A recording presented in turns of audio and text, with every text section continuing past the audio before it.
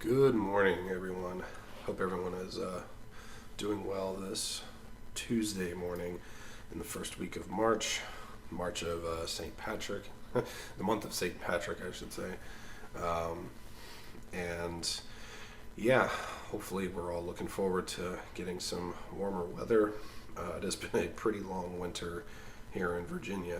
Um, anyway, I got a lot of things I want to cover. Well, on paper it seems like a lot, but who knows? This may be done rather quickly. Again, my apologies for long absences in recording. Just life, balancing other things, and my day job really has impacted me as far as getting content and commentary out. But a number of things I want to go over. I want to go over HR1. I want to go over something that's a lot of people have already talked about, but I figured I might as well throw my 2 cents in there. Is the Peel guidelines from Canada, Toronto. Some CPAC comments that I want to make. I spent the whole weekend watching most of the speeches. I usually just had it on in the background while I was doing things around the house. But I did make an effort to listen to as many of the main speeches as possible, and a few of the side ones too, which were actually not bad at all. And a personal story of mine as well. So without further ado, I'm going to go into this HR1, which is just absolutely incredible. So if you have your coffee, I hope it's extra strong today because, you're going to need it after hearing this. Anyway, so basically, HR1 is the massive voter overhaul. And of course, this is one of those things where the Democrats saying it's protecting against corruption and serving election integrity and making sure everyone is entitled and favored to vote. And of course, the Republicans are all saying this is a way to further increase and stack the deck against Republicans and favor Democrats and allow for even more, how can I say, more anomalies to occur, to put it vaguely. So basically, the ad, or not ad, the article that I found, it was highlighting how the American Action Network is working to highlight HR1 in a bunch of House elections coming up. So you can see the ads that they're going to be putting out across districts for these Democratic reps, all here, that are up for re-election. Now, so basically what they're saying is that this bill is nothing more than a shameful attempt to shovel public funds to the campaign coffers of corrupt Washington liberals. Let's see, the Democrats highlight the bill now will improve access to the ballot box by creating automatic voter registration across the country. So by automatic voter registration, what they mean is that as soon as you get an ID or like a driver's license, or you renew your license, or you move, or anything like that, you're automatically, even if you don't check the box, you will automatically register to vote. And I think you're automatically good to get an absentee ballot if you. I think. And here's the other thing: by ensuring that individuals who have completed felony sentences have their full voting rights restored. But automatically, the number one thing is you're going to get people voting Democrat just so they can get more people allowed to vote, so that way they can keep voting Democrat. Makes sense? That's pretty much the argument. The bill also expands early voting and enhance absentee voting by simplifying voting by mail.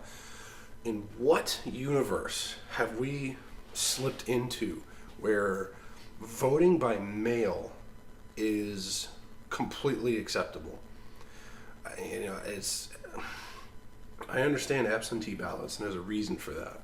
Like there's a good reason for that, but absentee ballots were never like a prime source for elections for voting, and it's just anyway. There was a surge in absentee voting during last year's primaries and general election due to health concerns of in-person voting, despite the COVID czar himself, Anthony Fauci, saying that there is no reason why he shouldn't be able to go and vote in person. So, just more evidence that guy is just a quack. But I digress. And I love how they say absentee ballots. Like these weren't. They're absentee in name only. This was just straight up putting your ballot into a mailbox, or handing your ballot to somebody else, ballot harvesting, which, we won't get into that. I got to be careful when I talk about elections because, the eye of Sauron is watching, even though I'm a small channel with like -5 subscribers. They still won't hesitate to pull the trigger. The measure also commits Congress to deliver, quote, full congressional voting rights and self-government for the residents of the District of Columbia, which only statehood can provide, and prohibits voter roll purges and aims to end partisan gerrymandering of congressional districts. Oh, now that they've already rebuilt all of the congressional districts to their liking, now they want to ban it. That's something that's actually happened here in Virginia. They have redrawn all of the lines to favor Democrats in this state, which is why these local elections here in Virginia are god awful. They're awful. Some of the worst, at least in my county. If you look at the actual map of Virginia when it comes to this past election, you will see that the majority of counties in this state are Republican. But there are like literally 3 patches of heavy blue. That's Fairfax County, Richmond, and Norfolk. Everywhere else has tiny little bits, and then mostly red. But 3 strongholds speak for the entire state. If you go and look at other places like Nevada, you look at their map, it's the same deal. The entire state, except for Reno and Las Vegas. So you have 2 heavy Democrat, heavy far left cities speak for the entire state of Nevada. And of course, the statehood for the District of Columbia. Folks, I work in DC, okay? I hate it. I've been trying to get out for years. But I'm a high school graduate. That's it. And I was very fortunate to get the job that I am and that I have. And I don't even really hate the company that I work for. I love the company that I work for. I love the company, people I work with. I love the owner. I just hate being a contractor for the government. I hate it. I detest it. It's some of the worst jobs I've ever had in my life, but simultaneously being the best job I've ever had on paper, it's the best job. So I've been trying to get out for years.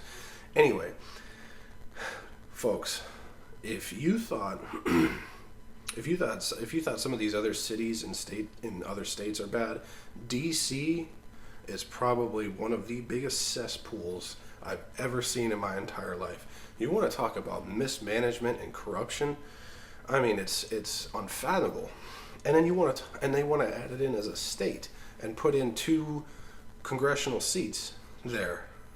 I mean, it's just laughable. It's so obvious that you know why they're doing this. It's so obvious, yet people are signing on to it. And it's right here in the next paragraph. Republicans have repeatedly argued that the push for DC statehood is a political move to ensure 2 permanently Democratic U.S. Senate seats in what is an approximately 9-1 Democrat to Republican jurisdiction. It's true. It's obvious. If passed into law, the bill also enhanced federal support for voting system security. increase oversight of election system vendors, upgrade online political ad disclosure, and require all organizations involved in political activity to disclose their large donors. Oh, so doxing. Got it. And we all know why. Because they want the Republicans to have their donors out in the open. That way, the people know who to go and attack. Dox, verbally yell, get into an altercation with. Create a multiple matching system for small donor donations, which is I can't.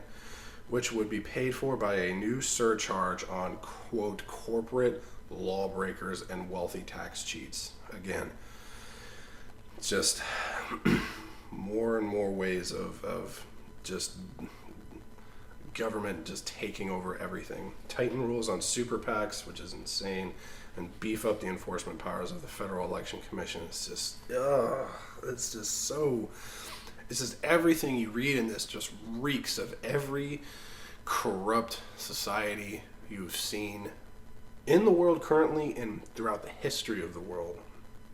And if this was some other country doing this, like in Eastern Europe or the Middle East, we would be screaming about it on the congressional floor as how this country is ruining democracy and subverting the will of their own people. But it's okay when we do it. And this is the kicker. This is the cherry on top.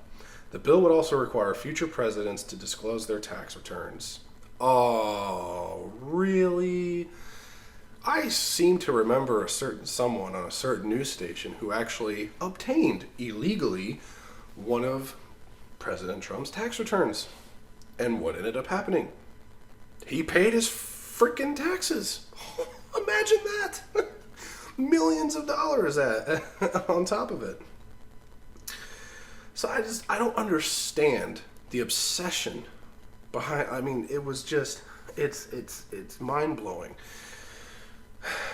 So, of course, Republicans fiercely oppose an early portion of the bill in the last congressional session. Then, we're not going to, whatever, Mitch McConnell, great for sound bites, and that's about it.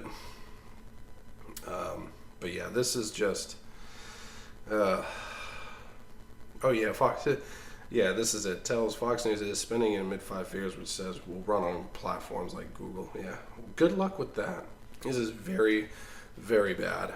And it kind of goes into what I've been saying this whole time. Well, what I've been saying periodically on this channel is you look at how close North Carolina was and how close Texas was.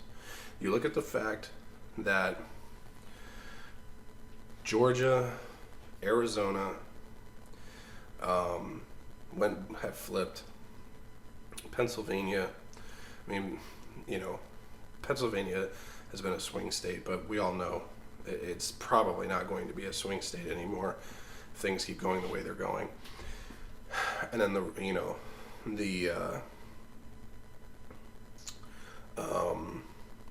the states up in the north, Wisconsin, Michigan, and Minnesota. You look at how close these states were to flipping or how they've already flipped, and then you look at the things that they're doing right now.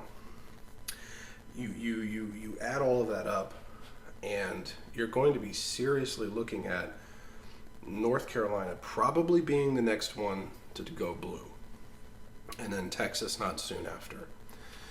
And I really hate to say it. I hate it. I really hate to say it, but it's true. It's the way that things are going. If they're not stopped, if they're not changed, if things just keep going the way that they're going, then those states are next. And then once that happens, the Republicans will never have a majority in any form of government ever again. And I say that confidently. So, that being said, Let's move on to the next part. So the Peel guidelines from Toronto Sun. So in case some of you have not heard about this yet, the Peel guidelines is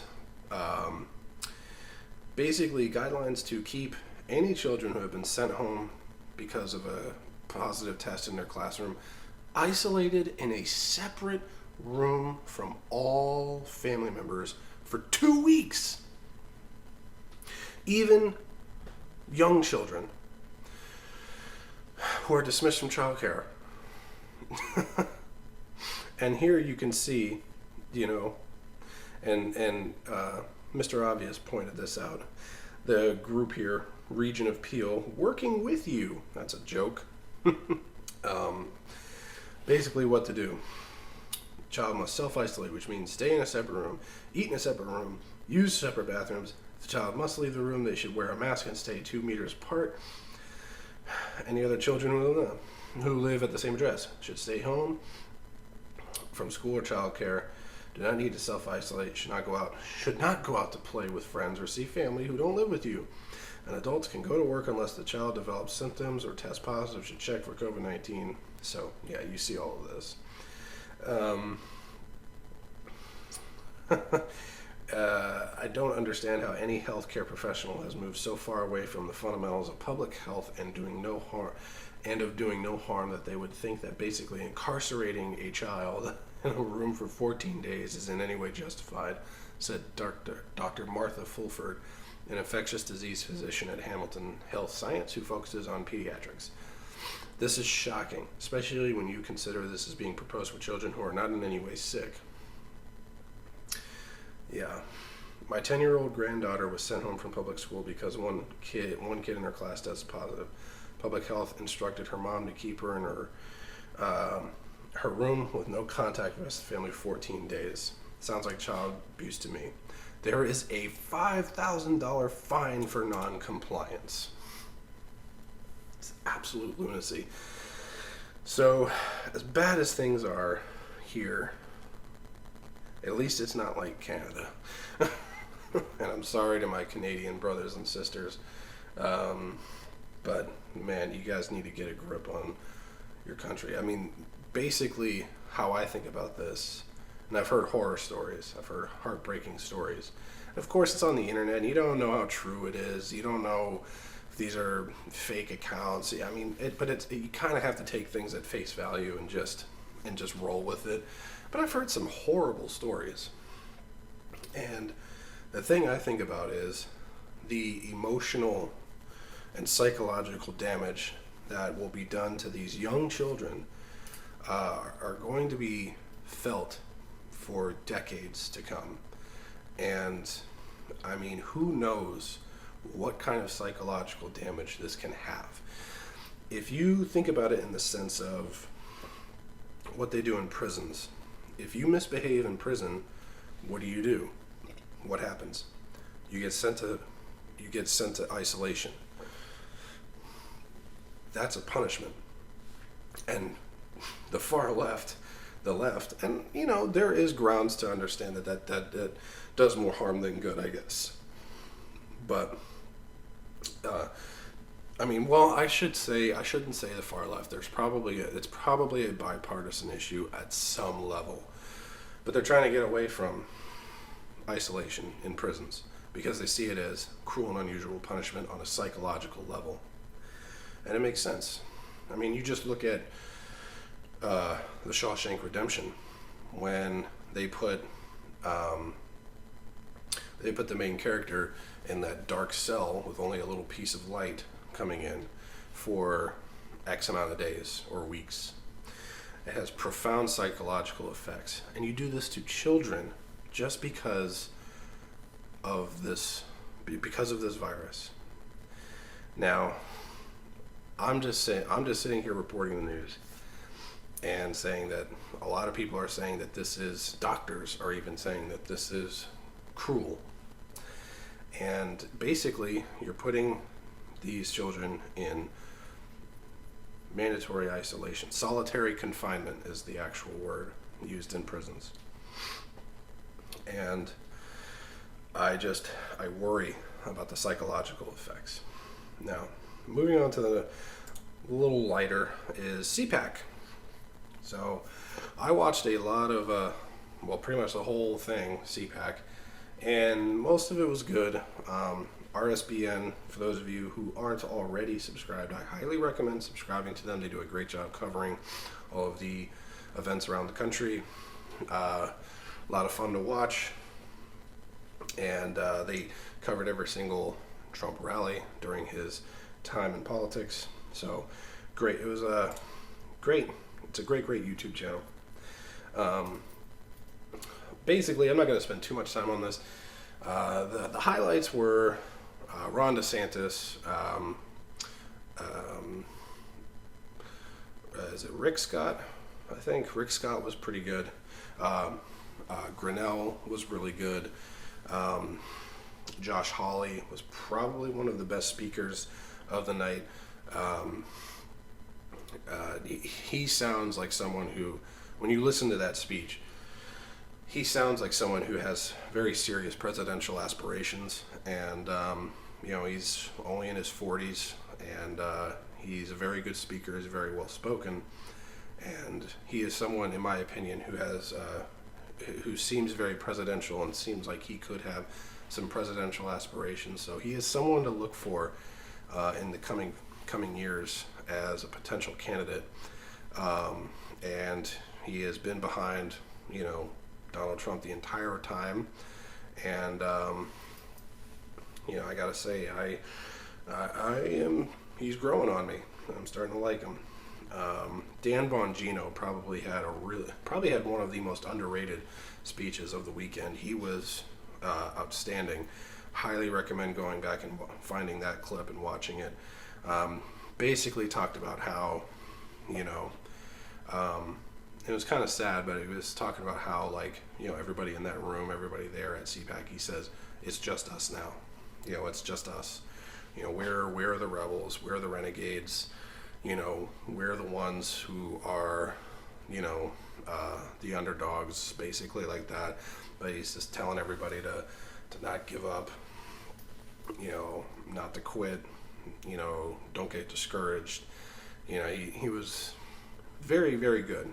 Very good. I highly recommend. And then, of course, the highlight of the entire weekend was the man himself, the madman himself, showing up and giving his speech, which was good. A lot of it he talked about, his accomplishments, commenting on everything the Democrats are doing, and giving some shout outs to people and all that stuff, and then listing by name rhinos that the conservatives need to get rid of. So, but a lot of things he needs to do. Some people were saying that he didn't say enough, or I don't know, talk enough about certain agencies, and I'm just like, okay, and so this is one of those things where it was like some of the comments I saw were very nitpicky, and I was just like, well, I mean, you got anybody else? Is there anyone else right now? He may not be perfect, but it's the best we've got. Now, whether he runs in 2024 or not, that's another question. And if he does, of course I'll support him. And it's kind of hard to gauge right now if he would have as good a chance as he did before at winning. But I think things will be so bad in 2024, kind of like how it was in 2016, that he'll probably win. If everything goes as it should, I think he'll win. So, other than that, I mean, I can't really think of anybody else that would possibly take the nomination. I mean, obviously, if he didn't run, he would be endorsing somebody who would, which would immediately give them a 20% bump in the polls, maybe even more. But if you look at the polls from CPAC, as far as presidential ratings, he was at a 90 Donald Trump was at like a 97%, and the closest one behind him was Ron DeSantis, who didn't even have half that. Then when they ran the poll without Donald Trump, it was Ron DeSantis, but he was only at like 47% by himself. So it's a little food for thought as far as the minds of the people attending CPAC and taking those polls. So now on to the last thing, a personal story. So this story relates to the virus. So last week we found out that, quick side note, one of my coworkers, very nice guy, introverted and doesn't talk much, but he's in his 40s, nice guy, get along with him fine, has I think 3 daughters, single dad, and he is or has been on dialysis for quite a while. It seems like a while. Gosh, it seems like it's been forever. But he's been coming into work every day.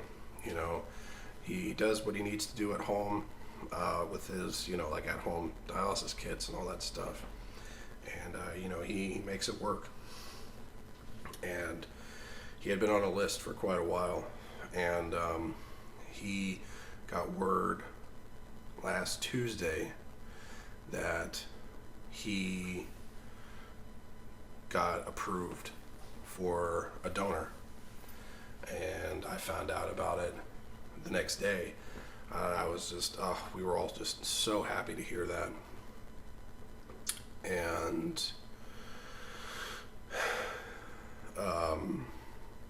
we were all just so happy to hear that. Then he goes to UVA to have the surgery. He's getting prepped, and they do probably one of the most cruel things I've ever heard in my entire life. They tested him for COVID, and his test came back positive. So they kicked him out and said, no, can't do surgery, sorry. And then he had to drive all the way back home. Life-altering, potential life-saving surgery yanked away because he just happened to test positive for COVID at the hospital. Felt fine, had nothing wrong with him, and it was yanked away from him. And it filled me with such anger. Obviously, the real story was, okay, all of us need to quarantine now because he was around like a handful of us. So, but I was like so angry that I couldn't even emote. Like, it was like an anger that I had never felt before. Like, it was numbing. It was emotionless, and it was like pure. And I just was, I wonder how many other people across this country have encountered the same thing or know somebody who had the same thing happen to them. And it makes me very, very upset and worried about the future. And all these Democrats and all these people talk about, it's time to come together, it's time for unity, it's time to move on. And then things like this happen. And it's like, you can't take a step forward in progress and unity by starting with an act of cruelty. So, I'll leave it at that. Sorry to end on a downer, but I wanted to share that experience with everyone to let people know what is going on in everyday Americans' lives, and for everyone else to be thankful if they're healthy, if their family's healthy, if they're not going through this, because someone who may live in the same city as you is having something like this happen to them.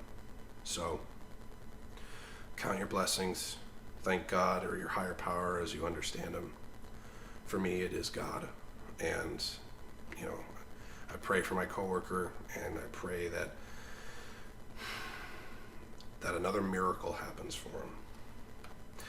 You know, and sometimes when things like this happen, they happen for a reason, and I think the reason is to expose the unnecessary cruelty of the situation.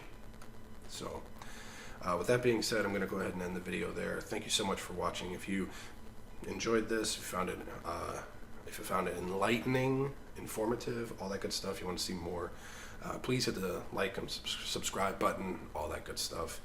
And you can follow me on Gab at the informant with a 0. So I will talk to you all later.